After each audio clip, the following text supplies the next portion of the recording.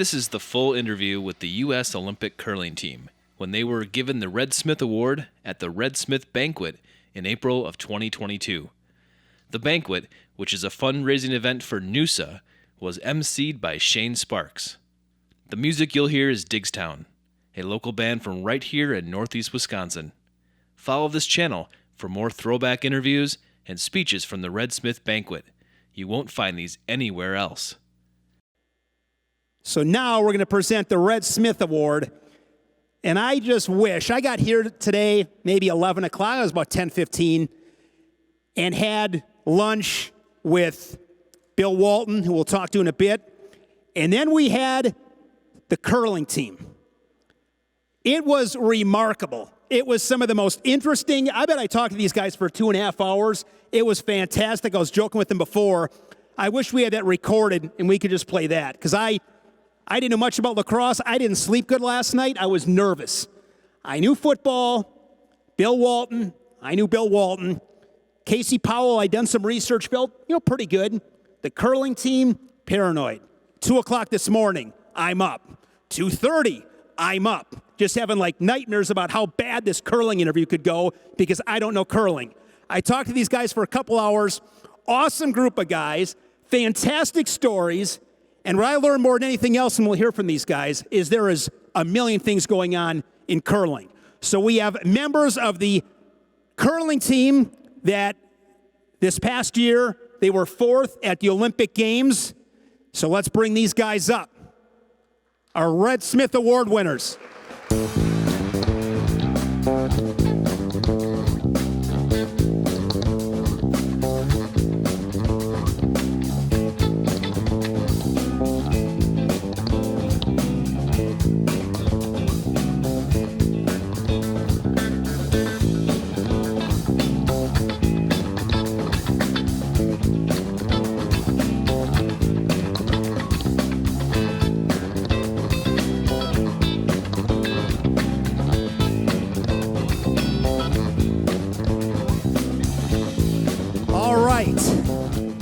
So I'm going to try to spell this out as best I can. Feel free to interrupt me if I'm wrong on this.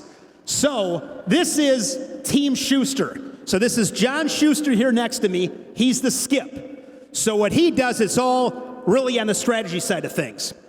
Then we have the other John Landsteiner. These two have been together for 12 years, correct? Yeah, about that, yep. About 12 years. These two won the Olympic gold medal together in 2018. Olympic champs. Olympic champs. Then we have to the third here. And again, these guys got great stories. They were on cold pizza. I like Skip Bayless. I know he drives people a little nuts. I like Skip. He goes, not so much. I didn't say that. And then they were talking about being on Stephen Colbert's show.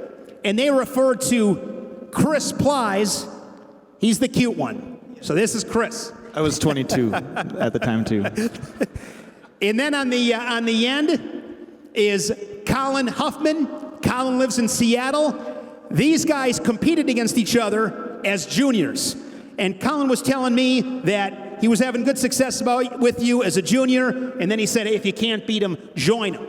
So these guys are the team right now. There's also another member of the team, but he's not here with us tonight. So these teams, 5 people, okay? So that's the setting of the table here for you with these guys. So I just want to kind of quickly go through it. I don't have a ton of time, so we'll kind of rapid fire this whole thing. How did you get involved in curling?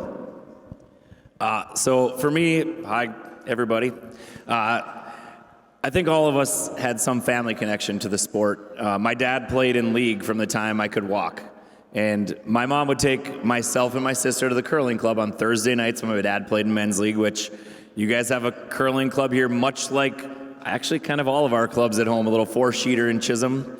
And my dad would never let me throw a rock. It's like it's men's league. It's a place for the guys to play. And that hunger to try to do the one sport I watched my dad actually play in league kind of grew. And finally in 6th grade, my pre-algebra teacher, he had a flyer after basketball season was done, because I was a basketball player in Chisholm, and we weren't allowed to do ice sports in the wintertime because we could get hurt or something for basketball. And I finally tried it on a Sunday night juniors, and from the first time I slid down the ice and delivered a stone like you guys have seen on the videos, or maybe while we were at the Olympics, it just was one of those things that just stuck with me, and I knew it was going to be something I wanted to do for a really long time. And you've been doing this for 5 Olympics. He's been in 5 Olympic Games. And the longer I talk to these guys, the cooler it got. So by the end of the conversation, he tells me, who brought the flag into the opening ceremonies? This guy, flag bearer for the United States of America at the Olympic Games. How cool was that? You know, I don't know if you guys have the picture of it, but getting to share that moment with my teammates, the opening ceremonies are always the highlight of the Olympics. You can win Olympic gold, and yeah, that was amazing, but walking in the opening ceremonies and seeing it for the first time, the second time, third time, it doesn't matter, it's the highlight. And in the United States, we have to be elected by our peers, the other athletes that are going to be walking in that delegation, and to be bestowed that honor by your fellow athletes was what I think is one of the greatest honors in sports. And the great part about that is when you get bestowed that honor upon you, you get your teammates get to walk in right with you, right behind you, and have your back. And that was one of the greatest things ever, to share that not only with my fellow Team USA athletes from all the sports, but to have my guys right there behind me leading the U.S. delegation out for this Olympic Games. And real quick about that, John also, when he got voted, he was a little torn because I'm a first-time Olympian in these ones, and I've lost to John in every single Olympic trials leading up to this, so it was exciting for me to be there. And one thing John said, you know, he's a vet, like it's home, it's like a second home to him, the Olympics. And he was torn because his favorite thing, he says, is walking into the opening ceremony into Olympic Stadium next to any new teammate that's on the team, because you get to experience that with them again like it's your first time. And I was the voting rep for USA Curling, so I got to cast my vote for John Schuster, obviously. And when he got voted, we kind of surprised him in the whole hotel room and got to tell him. And he was you could tell he was a little shook up about it. And we were all like, no, man, you have to do this. Mainly because we all wanted to walk in there right behind him, waving that flag. Partially because, you know, he might drop it or something, and we get to make fun of him for the rest of his life. But it was incredible. I mean, walking into that opening ceremonies, I think there's a video of me saying the same, like, oh my goodness, over and over. It's mildly embarrassing, but it was the most incredible experience I've ever had. There is a video. It was mine, and it kind of ruined it, but I'll send it to you. John Lansnyder, 3 Olympic Games for you. What is it about this sport that hooked you? I'll tell you quick how I started. I started playing league with my grandpa and my dad, just like John was talking about. And I was around 8 years old. The reason I remember that is I'm Catholic, and on Wednesdays you have catechism. Well, when you're in 2nd grade, you're about 8 years old, and that's when you learn communion. And about every other week I was missing the training for communion because I was gone curling with my dad. So I was skipping catechism to go curling. Anyway, and what keeps me interested in curling is like this team right here is like a family, and you know, we're gone on the weekends away from our wives and our kids if we have kids, and it's a group of 4 or 5, sometimes 6 or 7 people that spend a lot of time together and have to trust each other, and that is really enjoyable for me, and to have accomplished the things that we have is rewarding, but also the grassroots of curling is amazing. Like we've been playing competitively for 10 or 12 years, and we haven't got to have a fun Bonspiel, we call it. They're tournaments that you would play at your local curling club. And this last weekend, we actually were playing back in John's, close to his hometown, Hibbing, Minnesota. And we got to experience curling like we haven't in the last 10 years. And we had the time of our lives, just kind of being regular guys and having fun. Not that we don't have fun otherwise, but you know, it's the camaraderie, it's the people, it's all of that. Chris, what makes a great curler? I think it's the same as any other sport. It's it's something that, I've always said I'd retire from curling when I quit having fun. And being with these guys, we still have just a heck of a time. And but it's the same as any sport. It's just the dedication. Like, yeah, curling, it might not be. We're not going to look like Leroy Butler. We're not. Most of us aren't going to be the biggest, jacked up, strongest guys in the world. But it's the time that you spend and what you're doing when nobody else is watching. So it was countless nights at the curling club late at night, or squeezing in rocks between leagues, or after junior practice was over, and just the commitment to never being content even when you've had success, never being content, and continuing to put the work in, and yeah, just never being content. I think that would be the one thing. Colin, you and I were talking earlier at lunch, and I was wondering about, you guys work out. I mean, are you in good shape? Do you have to be in good shape?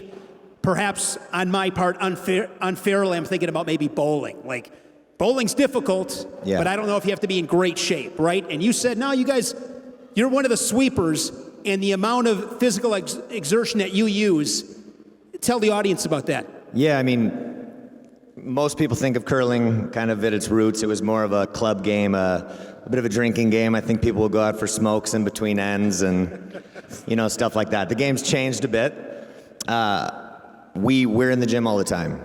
But I mean, also what I tell people, a lot of folks will come up to me, and like in St. Paul, I was living there the last 5 years, and they'd say, Colin, come out and help us, give us a sweeping lesson. And the first thing I'd always tell them is well, the best way to be a good sweeper is to be 6'4" and 220. But unfortunately, you can't teach that. So you got to get in the gym, just like Chris was saying, it's dedication, and you have to maximize whatever you have. And then when you're out there, the biggest part about it is sweeping for 25 seconds, going 100% as hard as you can, which you have to do sometimes. I mean, you start running out of gas. And so in the last 20, 30 feet, it's really the best guys out there, the ones that grit through it and almost kick to a second gear in that last 20 feet and push through it. And you can't just learn that. You have to, you can a bit, but you have to have a little bit of that in you, and then you have to train it. You have to go do high-intensity interval training and burn your battery down and just get comfortable in that feeling. And that's kind of what we all try to do as often as possible. When it comes to curling, do you guys have anybody that you looked up to when you were younger? I mean, is that part of it? I mean, if you're a young football player, it's I like this guy, or baseball, I want to be Mike Trout someday. When you grow up in curling, is that part of the story? I think it has to be the story for everybody. Listening to the guys who were up here already. And I mean, for me, I went into the Hibbing Curling Club, the neighboring town where we were just playing this weekend, and I remember walking into that club and I saw national championship banners. And we're from a small town on the Iron Range in northern Minnesota of towns of 5,000 to 15,000 people. And I remember seeing national championship banners, but there was also a world championship banner hanging there. And it said Bruce Roberts, Joe Roberts, Jerry Scott, Gary Clefman. And two of those guys still curled in league there. And I remember I'm from a small town, I love this sport, and it's possible. And I think, that's the message, that I give to kids is I walked into a curling club and I believed it was possible. And it was the day that I kind of made a dedication. I watched the Olympic trials in '97 in Duluth and said, I don't think those guys actually look that much better than me. Maybe I'm going to go give this a run. And you get humbled real quick when you don't win or even make it to a junior national championship for 4 years. And that's where the dedication and heart kicks in and not being content. And, but I had the belief from almost the first day I stepped into a curling club, because guys from my small town that were still there, still playing in league, that I got to play against in league once in a while, had accomplished it, and I believed I could do it from a young age. John, 2018 Olympic champion, describe that moment. It was an extremely surreal feeling. We went into that Olympics kind of being the underdog, nobody believed that we could win that. But the 5 guys that were on the ice knew that we could. We started out a little rough. We were 2-4, had our backs against the wall. And John's got a pretty good story about his position on that. But all in all, we ended up beating Canada, who had never beaten before. And then we had to win against 4 of the other top teams in the tournament. I think it was 4 anyway. We ended up 5-4, and we just went on a roll and did something that was kind of magical. And one thing that we told ourselves is we just went out there and had the most fun that we could and be the best teammates that we could. And that's carried through to this team right now as well. But I think if anybody watched it, we ended up scoring 5 in the 8th end, if you know what that means. But we scored 5 towards the end of the game, and it's a lot of points. And it was extremely exciting. And honestly, the best part about it was that we had maybe over 100, 150 of our family and friends in the stands, and they were going nuts. And that, to me, was one of the greatest feelings in the world, as well as getting to hear our national anthem up on that podium. Colin, describe the pressure of curling. It's impossible to really describe well, but one thing that's interesting is, so we all play different positions. We throw, pairs of stones. So Steiner generally plays lead. He throws the first 2. I generally play second. I throw the next pair. Chris the next. And John always throws the last 2. And you'd kind of think that the person throwing feels all the pressure. Like they have to make that shot. If the last shot of the game is you have to put a rock in this spot, 150 feet down the ice, it seems like a really hard thing to do. But myself and Steiner, generally we're the ones sweeping it. And in curling, once again, you don't really notice it that much if you're watching it on TV. It's just kind of hard to figure out. But the people who really put the rock there, I like to take credit because we're front enders, and this is what we do, is me and Steiner are the ones actually responsible for making the shots. John just throws them. He holds them for 4 seconds, and then there's 25 more seconds that me and Steiner have the chance to mess it up, basically. So I've played kind of every position, and there's nothing I feel more pressure doing than basically when the skip lets it go, it's close, and now it's like, okay, don't mess this up. That's it. And John, you're an interesting story because you've had a ton of success, but it always wasn't like that. And a little adversity just makes the story so much sweeter. Tell us about 2010, 2014, and overcoming that and getting to the top. Yeah. Curling got big in 2006 when I was a member of that team. I played with John, plays on our team now, lead, and we won a bronze medal at the Olympics. And with that came a lot more television coverage. And in that same realm, social media was starting to kind of become a thing, and Twitter kind of launched in about 2009, which it was a lot of fun. And my Twitter handle is Shusty2010. And 2010 was because I was going to the Olympics in 2010. And now it holds a different meaning for me, but we got to the Olympics, and because we won bronze last time, there was expectations, and come out in the first game and lose to Germany, shake that off. We played Norway the next game, and they had the fancy pants, and that's where that launch was at the 2010 Olympics. And we're beating them up kind of the whole game, but they're grinding, and we have an extra end, and I have a draw to the 4-foot, which is not the smallest circle, but the next one that, again, we kind of as teams generally make fairly often, and I let it go, felt really good, and it went sliding to the back 8-foot, and the shot wasn't made. And then Switzerland the next game after that, and Denmark the next game after that, I missed another last shot in each one of those games to lose the game. And I played great during these games too, by the way. But the last shot didn't work out in any of those games, and so there I find myself after games, which if you're an athlete out there, a young athlete listening out here, be very, very careful with social media. I mean, there was absolute venom because in America they love a winner, and when you're not winning, they want to know why you are there. And I mean, to the point where if you went in the Urban Dictionary until 2018 and you looked up what the term Schuster meant, it meant to choke, and it was awful. And 2011, I didn't skip the next year. I played with a local Appleton guy over here out in the audience. Greg Johnson was on my team, and I actually played third on a team because I wasn't sure I wanted that, that pressure and that liability that broke my heart, honestly, in this sport that I loved. And it kind of broke me. But that year playing with those guys, and Greg was one of them who brought the fun back into the game. We still use Greg Johnson-isms as we're playing now. So if you throw a 4.00 split, which means nothing to you, it's a 400, and that is Greg. And yeah. But then 2014 came along, and we won the Olympic trials again, and they're sending us to the Olympics, and we did a ton of travel back and forth because we had to go to Germany for an Olympic qualifying event, and then we came back to the U.S., and then we went to Perth, Scotland to get ready for it, and did all this traveling. We got to the Olympics in 2014, and we led in 2 games. We had 2 wins. And that one wasn't as bad because there was no choking going along. I just felt like we were out of gas. And you can win and you can learn. And we took that disappointment and really thought we were learning something.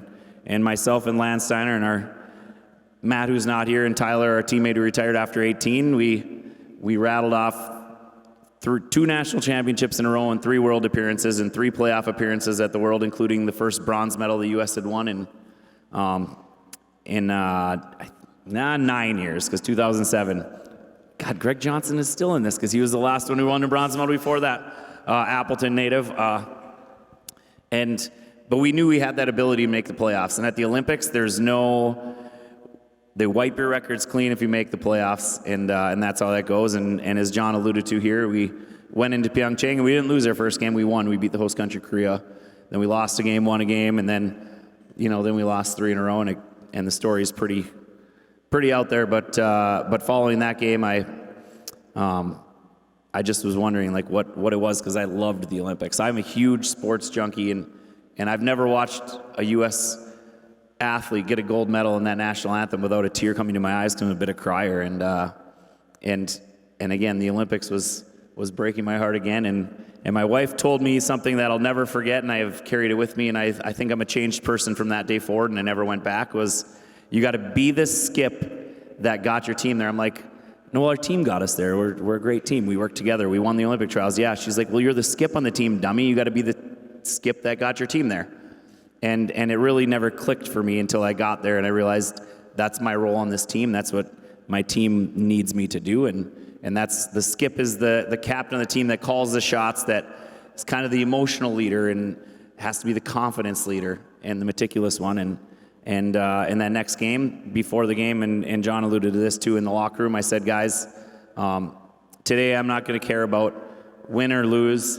I'm just going to be the best team I've ever been for you in my entire life, and that's just going to allow the work that we've done over the last 4 years together to shine. And I challenge you to be the best teammate you've ever been for both yourself and for each other. And each one of us made that promise to each other, and we played Canada, and as John said, we had never beat Canada at the Olympic Games ever before. And in order to have any chance of medaling, we needed to start with that win. And we won that one in an extra end, and we carried that same promise to each other forward, and 5 wins later, we're standing on top of the podium for the United States.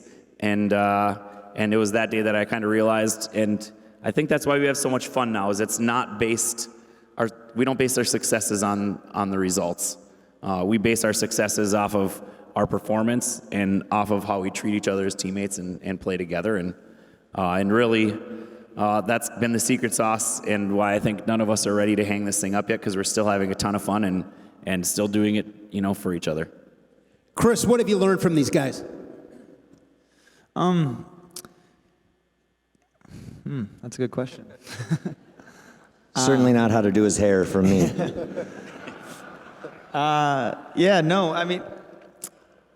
It's been, so I joined this team 4 years ago after Tyler, the third from the gold medal team, retired. And,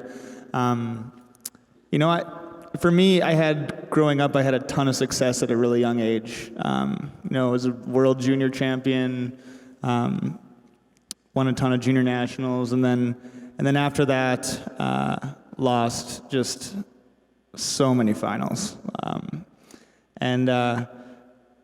I wanted to, there was times I thought about giving up, because us curlers, I don't know if anybody knew this, but there's no $1 million contracts in curling.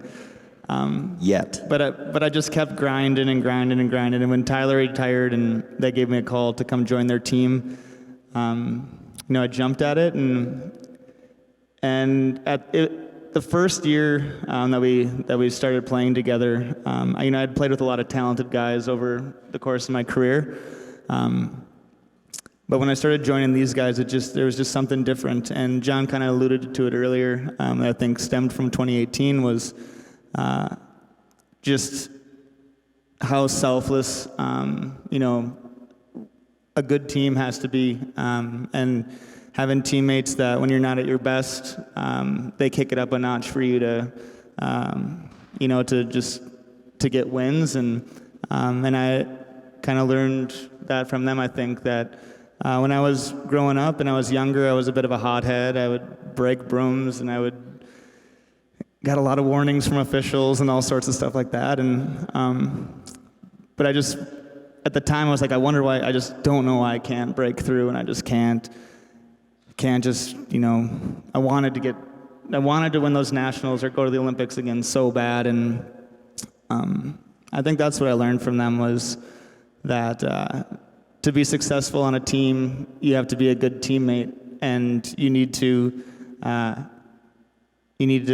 bite your tongue sometimes, but you also need to be able to have a tough conversation with somebody when you're noticing something that falls out of line of what your team's goal is. And I had never really been on a team that until I joined these guys that they both held me accountable, but also expected the same from of themselves. And so I think that I've never been asked that question before, though. So it's kind of tough to think. Well, it's been fun meeting you guys today. You guys are awesome guys, and I cannot wait to watch the Olympics next time it rolls through and be like, I know those guys, awesome guys, and hopefully you guys can get another gold medal. But thanks so much. Our Red Smith Award winners, the 2022 United States Olympic Curling Team.